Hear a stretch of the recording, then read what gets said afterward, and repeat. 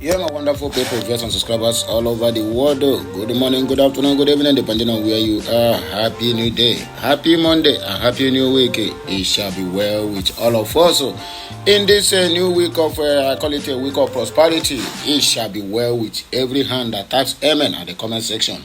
Do not forget that today happens to be Nkwo Market Day. So, Nkwo ga-awakọtara ya ifeọma.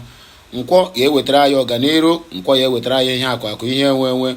Nkwo biko gozie anyị ụzọ ziri ezi nke anyị ga na-eso. Biko eke n'ore na afọ na Nkwo biko bịa bụrụ na onye akaebe ọwụ ahịa na-anọ ụbọchị na-anọ the 4 cardinal point. It shall be well with every ear that is listening to this message today. Anyway, my people, what I want us to tackle about the issue in this zoological republic of Nigeria, or a contraption called Nigeria. And I don't say one thing about this country called Nigeria. Well, I can call them a great nation, or a great country, or a great contraption. You understand me? Based on there are people with ideological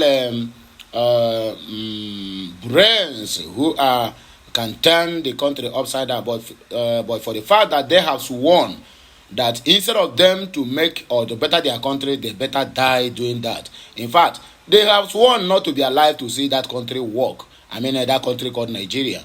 I want you to listen to this small monkey. Whether I can call him, because that is exactly what they call him. He used to be the NLC chairman, Nigeria Labour Congress chairman in those days, when we thought that he is fighting for the poor masses. We wanted to even know that he is creating an avenue for him to contest an election and won the election. And then from that day to today, this man has become a chameleon, a saboteur, and also a betrayer of those people who truly believed that he is fighting for the masses. His name happens to be Adam Soshomole. So I bumped into this video and I said, man, for you to tackle the root of any problem, for you to tackle any problem, you must know the root of it. So this problem now have escalated not only in the zoo, even in the southeastern part of the country. So if you don't know the root, if you don't study how they fell, even if we get Biafra tomorrow, we are still going to fail. I can tell you the simple truth. So that is what I want each and every one of us to listen attentively. And as you're listening, make sure you are sharing it so that other people will get to know about it. I don't know, maybe you have seen the video, or maybe you have not seen the video, but I want you to do me a favor. Make sure that this video goes viral. Listen to it, digest it, make sure you keep subscribing to this channel, because more of these videos will be coming your way. I still remain Amanda Ned, reporting from the platform of Okute Daily Talk. Please pay attention, or give me your ears, or your listening ears. It might be a little bit longer, but I can assure you that you will not regret it. Every bit of what this man says here is exactly how the country failed. And we Biafrans need to also learn from where they fail, so that we cannot fail when we get our own independence, or when we get the United States of Biafra. So listen and listen attentively. I'll be right back to address this matter at the end of this video. Professors in the hall, they are better placed to do the talking. All I've done in my life is fighting professors, fighting managers, fighting political power, and fighting capital. So none of this qualify me, therefore, to give a lecture. But I did say that I am encouraged in life never to feel intimidated by experts, because the dictatorship of experts can be very, very dangerous. Sometimes more dangerous than the dictatorship of military generals, because they have the power to reflect the way you think and to make you feel inferior, even on issues where they are wrong, because you don't have the command of those jargons. The debate is closed and is limited to few of them alone.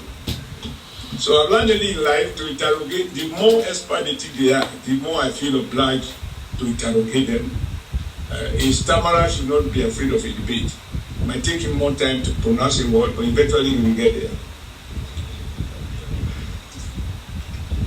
What has excited me is the way in which Professor Madi, I think he has summarized the issues, and I was very impressed by what I think is my takeaway from his presentation, namely that, these Western ideas which our professors, our intellectuals are competing to revive and to assimilate and to popularize and to indoctrinate our younger ones about a nation whose government is just there to regulate, and even at that minimum regulation, and that the private sector should be assigned with the responsibility of running the country, running the economy. And they tell us government has no business in business. Today I was excited hearing Professor Amadi saying that is not exactly correct. If government has no business in government, why do we go through all the rigor, all the challenges we go through to elect a government? That is why in one of my interventions in the Senate, I said, I am not a believer in the classical school of Adam Smith that says government should not interfere, we should trust the market, and that it is the invisible hand in society that will help to balance things out. And I said, if indeed there is something as a visible hand, why do we elect a president? Why do we elect a government? The market by its nature is not accountable except to the buyer and the seller. But we elect governments that are accountable, that we should be held responsible for our collective well-being. And so when I heard him today say what he said, I said, then I'm not exactly crazy. So I am going to start my conversation, not a lecture, just a discussion the way we used to do under the village tree, because my father was the greatest teacher, and my mom, assistant teacher. Between the two, everything I have, they are responsible. I think that if we take a critical look at where we're coming from, Nigeria was at its best when, I believe sensibly, we submitted to what was then described as a mixed economy. It's not a completely capitalist economy, nor was it a combined economy. The government sensibly played a critical role to reconcile the greed of private enterprise with the primary purpose of government, which does not always coincide, which is the welfare of the people. That primary purpose of government is often undermined by the power of capital. And unless the state intervenes, you can't have stability. Now let's just look at, for people of my age, and I'm quite a few of you are here, including the former IG, I used to call him Comrade IG of police, even though he arrested me, even by himself, by his agent and previous. I got me detained a couple of times, but he didn't kill me. As you can see, I'm here. And we are friends. For me, Nigeria was at its best when we formulated policies that were informed by the Nigerian condition and by the character of the Nigerian people. Up until that needless debate about whether or not the Nigerian state should surrender and we should delegate the market to regulate our lives. The more debate about structural adjustment program. Before then, we were persuaded by the West that the market, not government, not bureaucracy, because somebody was talking about respecting the public service. We were persuaded to accept that state is inherently inefficient, the state is hopelessly corrupt, and therefore we will do well to minimize and reduce regulation, smaller government, and assign more responsibility to the private sector. That is what informed the debate of whether or not IMF should be taken, or we shouldn't take it with all the conditionalities attached to it. And then we had the president who was extremely smart, a military president, who then got us busy debating, and at the end of the day, Nigeria moved radically away from a mixed economy to one that expressly commits itself to small government and more space for the market. And so we deregulated the banking system, we devalued the currency, we were told Nigeria is underborrowed, and this is why I'm very suspicious of intellectuals. Nigeria is underborrowed, so we should go and borrow. So from a situation in which General Gawan said money was not the problem but how to spend it, we not only now finished spending what we earned, we started borrowing. And to encourage us to borrow more, economists tell us about how much you can borrow in relation to GDP. They always have some statistics as if this were in the holy documents. And so we borrowed to a point that they now came back to say, you have overborrowed. And for us to support you, you must devalue your currency. You must float it. Don't subsidize consumption. And when you devalue, your home goods and services produced at home will be cheaper, and therefore you have greater export opportunities. Because Nigeria made goods, we find cheaper prices overseas, and foreign goods be too expensive for the natives to buy, since we are now in our native land. And because they can't buy, we will go to have a more realistic balance of trade. And that is how around 1978 or so, the naira was devalued from where it was 1 naira to 1.5 US dollars. When I went to UK to pay my school fees in the UK, I got my check from, I believe, Barclays Bank, which is now Union Bank. They issued me manager's check on the desk. I didn't have to look at anybody. And I paid my school fees with that check. It was honored in UK. And everything else was working. With my 1,000 BTA, I got 920 pounds, British pounds sterling. And thereafter, everything collapsed. And as we speak, from a situation in which 1 naira was 1.5, 1.4 dollars, we now have 1,450 naira to the dollar. And that explains the crisis of poverty and all the other things that this current president now have to deal with. Because if we do not understand how we get here, we can't fix it. I work in a textile factory. And I'm very proud about that. Because it speaks to the whole issue of unity of our country, but also having leaders that are inward looking, that can think ahead of his people.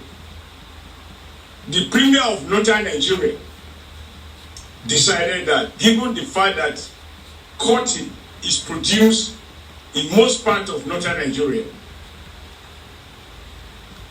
he reasoned and believed correctly that it does not make sense to export that cotton without value addition to Manchester in UK for this cotton to be processed to fabric and to be imported back to Nigeria without value addition. And so he set up Kaduna Textile Factory, which employed about 5,000 Nigerians, running 24/7, 3 shifts, employing between 4,000 and 5,000 people.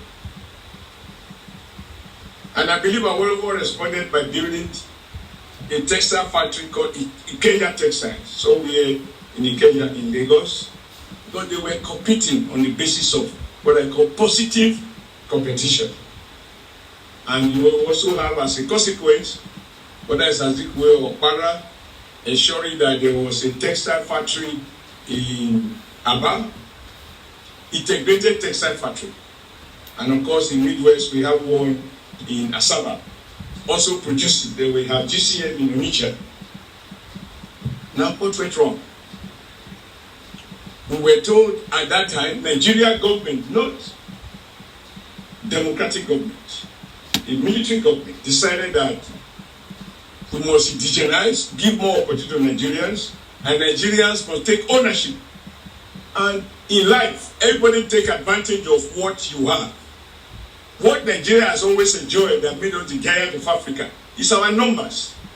And that numbers is even much more now. And I believe the Nigerian government at the time correctly told the world, if you want to take advantage of Nigeria population, you want to produce goods for us from Manchester, from China, from Singapore, whatever, locate in Nigeria. And government prohibited the importation of fabrics into Nigeria. As a consequence, between Lagos, Kaduna State alone, we had about 24,000 workers working in textile factories, because that is the only way they can contribute, to the growth of Nigerians. In Lagos, in Kano, in Bombay, in Port Harcourt, in Aba, in Onitsha, these are places I went through causing trouble, fighting for decent wages. Everything was going fine. And then these Western intellectuals, together with the Nigerian collaborators, persuaded our government that prohibition is unhelpful. And we joined the so-called World Trade Organization. And part of the rules was that we must remove prohibition. We must allow everything to be imported. Government should have no control. And so, one after the other, all of us in this world now, myself inclusive, however hard to try, you want to buy Nigerian-made fabric, you can't find it. So all of us here now, we are wearing fabric that are made in different parts of the world, including Italy, that is no longer competitive in that business. The result? About 30,000 workers, textile workers in Kaduna, lost their jobs. Their warehouses have become churches. In Ikeja and Lagos, Apapa, Ikomu, Isolo, over 100,000 people were working there. Even Dangote, before he shifted to the oil sector now, he bought over Ikeja textiles. And today, the textile industry is gone. Courtesy of free market. How can you subscribe to something that you cannot participate in? How can you have a free market where you only buy but you have nothing to sell? And the only thing we have to sell is crude. And that crude is not determined competitively. It is determined by some forces in the West, whether the president of US is sick, or whether the publish of data it shows that economy is slowing down, that affects the price of oil, whether China is growing or China is slowing down, and all of that. And so the result is that today, we are importers of, from the lowest second-hand fabric to the most sophisticated suit anybody can wear. And I'm not looking at our glass of oil. So when Amadi said, no, this idea of government has no hand business in government, that is a fallacy. I agree completely. Number two, it's so difficult to understand for people like me how people of my generation and even those of us who are younger, who are now in government, we have actually, without policy pronouncement, just by practice, privatize basic education. When I became governor of Edo State in 2007, one of the first meetings I had was with Okada riders. I didn't understand how a motorbike can become a means of mass transit, intracity transportation. How? When I grew up in Kaduna, you don't want to ride a motorbike. If you must do, you can't even get your wife to agree to back with you because they have to sit, they don't want to hold you. You know what I mean? For religious reasons, for all sorts of reasons. And Nigeria had degenerated to a level that is a motorbike that is now mass transit. But after having conversation with them, I asked them about education. And I was shocked that virtually all of them, about 80% of them, have their children in quote, private schools, private primary schools, private secondary schools. These are poor people who derive their income from motorbike riding and you pay their small money and so on and so forth. And I asked them why. They said to me, although they are not sure of the quality of these private schools, some are of high grade, others are low, but at least usually they have roof.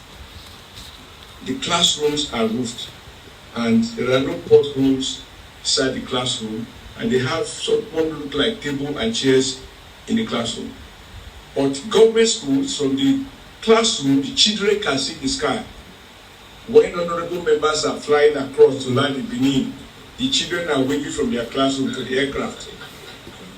And those we consider, we describe as schools for the children of the poor. And so those, everybody now conclude that, look, you rather take your child to a mushroom private school. So what does that mean? It means that we have privatized education. If education was privatized in my time, I would not be here. I would have been languishing in my father's cassava farm, and in the evening in my mother's groundnut farm. And by now, I probably would have departed because of hardship. So how is it that those who were beneficiaries of our lowest basic education in the West, and of Sadana's education even with allowance in the North? I heard so much about Barewa College. It wasn't private. There were high-profile, first-class institutions across the country. A degree holder from University College, Ibadan, is better recognized than a degree holder from one of the American universities. America was considered as inferior in terms of quality of education. And we have Indians coming here struggling to be employed as graduate assistant. That was when Nigerian government was in control and were persuaded to liberalize, to deregulate, to allow the market to regulate our life. And here we are today. I was a student in the UK in the 70s, in the late 70s, when, for some of us who will remember, talking about the power of a nation state, Henry Kissinger wanted to visit Nigeria, and Joe Garba said, after consulting the then head of state, Murtala Mohammed, and he said, Henry Kissinger was not welcome. American foreign minister was not welcome. And now, compare that to when President Jonathan was in Abuja, an American Foreign Secretary of State came to Nigeria and he said he would come to Abuja. Abuja is not safe. Our president should meet him in Lagos, and he went. That for me summarized the tragedy. From a country that has such self-pride, you can even speak to arrogance because we were in charge of our affairs. So it's not about potential. We were rich. We have everything. We have first-class brains baked in Nigerian universities. Best brains abroad. They come to Nigeria to seek education. I went to Malaysia or somewhere or Malawi, and we met the president there who told me, and I was in company of President Jonathan, that he is very grateful to Nigeria because he is a product of Nigeria Police College Ikeja. But he said they are paying back because now Nigeria Police is sending officers to Malawi to be trained. So for him, it's payback time. So what went wrong? The state just deteriorated. Everybody resorted to self-help. Everybody to himself, God for all of us. For me, it is not to cry over this. If we recognize that we were at our best, when the Nigerian state make policy that are informed by the Nigerian condition, then let us revert back to that. If we don't, free market, this liberal, neoliberal economic policies that Amadi was speaking about, can never deliver prosperity to the majority of our people. It is based on the principle, whether stated or implied, survival of the fittest. If you are poor, it is your fault. If you survive, you are intelligent. And we are smart guys who manipulate the banking system, etc., they become billionaires overnight. So I think it is not late for us. And I'm happy that we have a president with huge courage to take decisions. And my hope is that over the next 2-3 years, Amadi said something that some of the decisions the president has taken, people will wonder, does this man want to second him? But like it is said, a petty, narrow-minded politician who is seeking power for his own sake, think of the next election. A statesman who wants the best for his country will speak about what works for his country, regardless of the consequences. There are many of us who want to have the best of omelette, but don't touch our eggs. But every president that wants to serve his people good omelette knows that he must break somebody's eggs, if however powerful that person is. So today, that national item that we're referring to, a country in which no one shall be oppressed. I know that is, I have been fighting oppression, because that is what the national item tells us. A country where no one is oppressed. Today, oppression is the name of the game. Somebody will tell you, I will teach you a lesson. And with a connection with the DPU, it can teach you much more lessons than you ever imagine. So where is the rule of law? There are so many. I'm not in the interior, and I have opportunity to interact with people who are managing our quote correctional homes. We change it from prison to correctional home to emphasize that prison is not meant to kill. But I discovered through my interrogation of those managing the place that we even care for better for dogs than Nigerian prisoners. And the bad news, 50% out of the 80,000 prisoners, 50% are awaiting trial. They have not been convicted. Now, yet under our laws, they are presumed innocent until found guilty. And yet, these people will be fed, although the president has increased it now, 250 naira a meal, including water, and 750 naira a day. Anyway, let's move on. My thesis is that for us to revert, for us to secure the future, we must interrogate the immediate past. And one of the things we can't escape from is that the liberal economic policies have failed Nigeria.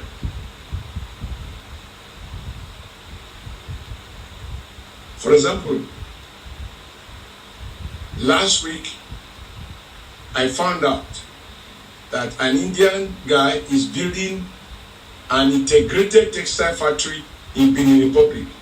You will wonder why I keep talking about textile factory, not only because I work there, but it's a labor-intensive industry where few bank clerks will generate the billions that the banks announce. For a textile factory to make billions of naira in profit, it must employ thousands of people working 24/7, running 4 shifts.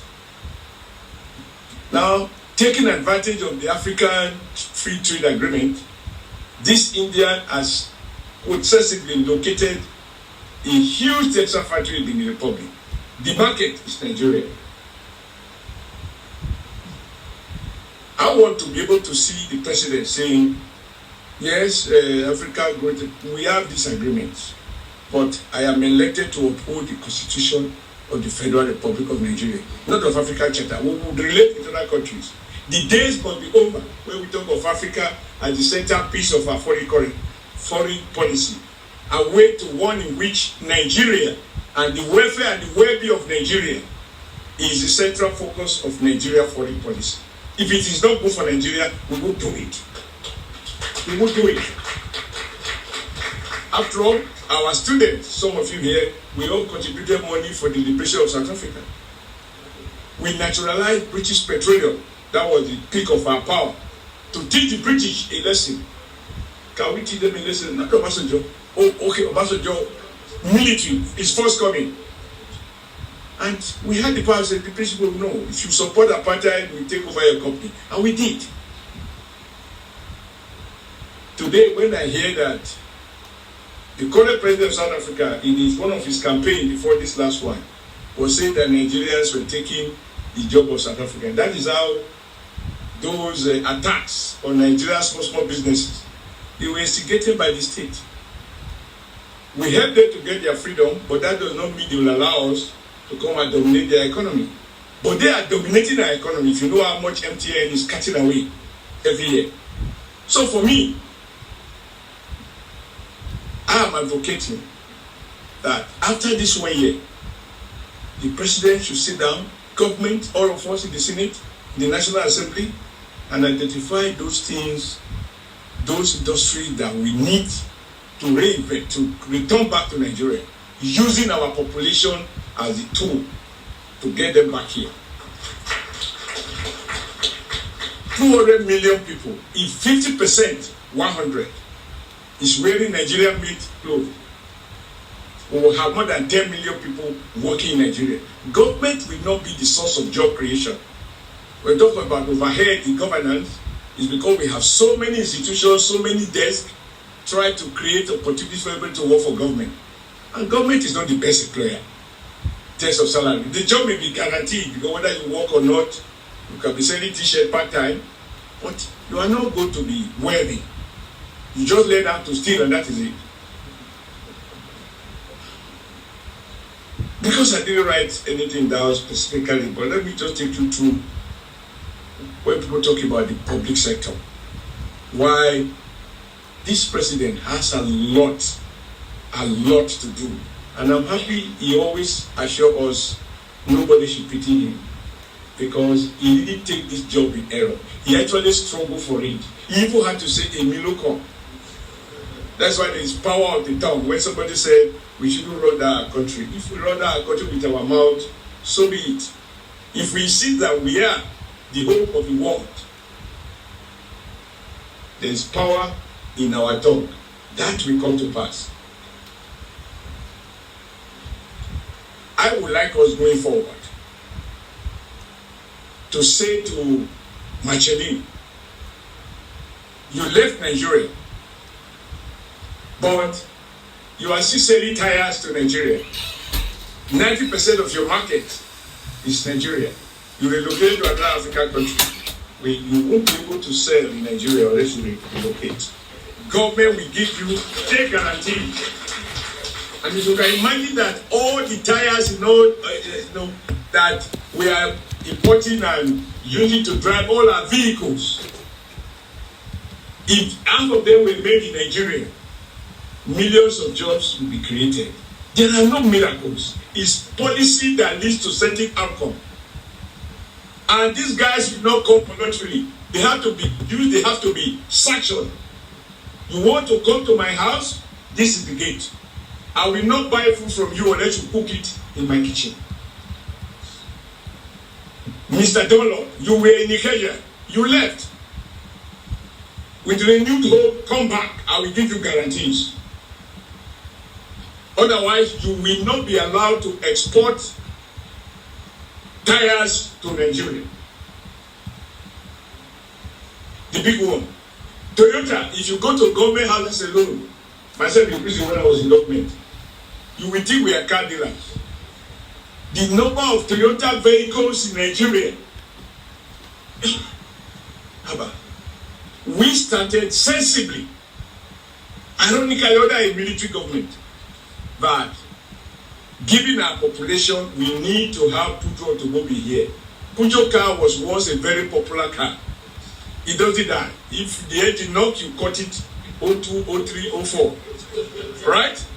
And Pujo located in Kaduna, and they employed about 3,500 workers producing about 200-300 cars a day. I went there to organize a couple of strikes when they refused to pay our people well. So I know what I'm talking about. Then we had Volkswagen in Lagos, where Patotomi was GMD at the age in his 30s, employing about 3,000 to 4,000 people. Volkswagen in Lagos. Then we have Mercedes-Benz in Enugu producing trucks. We had Neyland in Ibadan, and the other one in Bauchi producing tractors. So even federal character was going to keep to account. How did they disappear? Free market. Don't control. We belong to WTO. No country can be island to itself. We can't be island to ourselves. If opening up brings impurities into our system and kill our job and destroy our industries, we need to revert to the past. And that is why when we celebrate China, we just look at the outcome without looking at the system that produced that outcome. The Chinese also go to the World Bank. They also go to the IMF meeting. They listen. When they finish, they say thank you. They go back to Beijing and do what they call capitalism with Chinese characteristics. The interest rate is not market driven. The rate you change your money in hotel is the same rate you change it in the bank. I know it because I've been there. That is not market forces. That is state regulation. And when a state functionally abuse power, they execute, they kill. And so, without following Western models, China has become, over a period of 15 to 20 years, they had double-digit growth consistently, not based on market liberal models. When Washington insists that the Chinese currency is overvalued, the Chinese reply, it is not the foreigner who will tell us the value of our currency. In Nigeria, our people will go to the World Bank, and they will tell us what they think we are. And we celebrate that what they call it now, they have these funny names, well-known names in West, that they have given us B+, B-, B+++. But here doesn't matter. We are to rate who we are, not foreigners. And until we return back to this homegrown policy, and that the consequence with the world, because they are going to fight us. I do not think that romancing with them is going to deliver us. No, it will not. And they will turn around to accuse us of corruption. And yet every kobo stealing are kept abroad is in their banks. But they are not corrupt.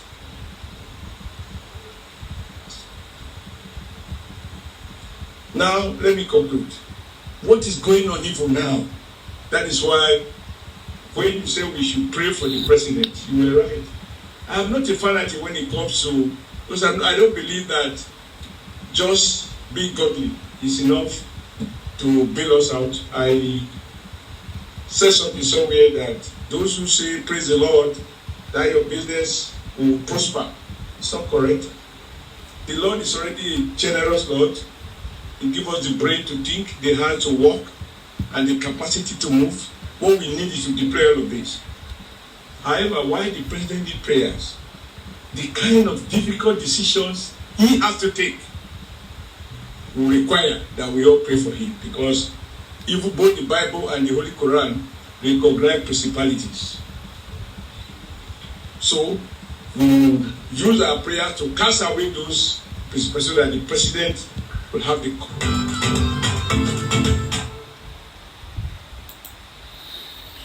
Alright, hear them very well, my people. That's what the thing take be. And I don't see them.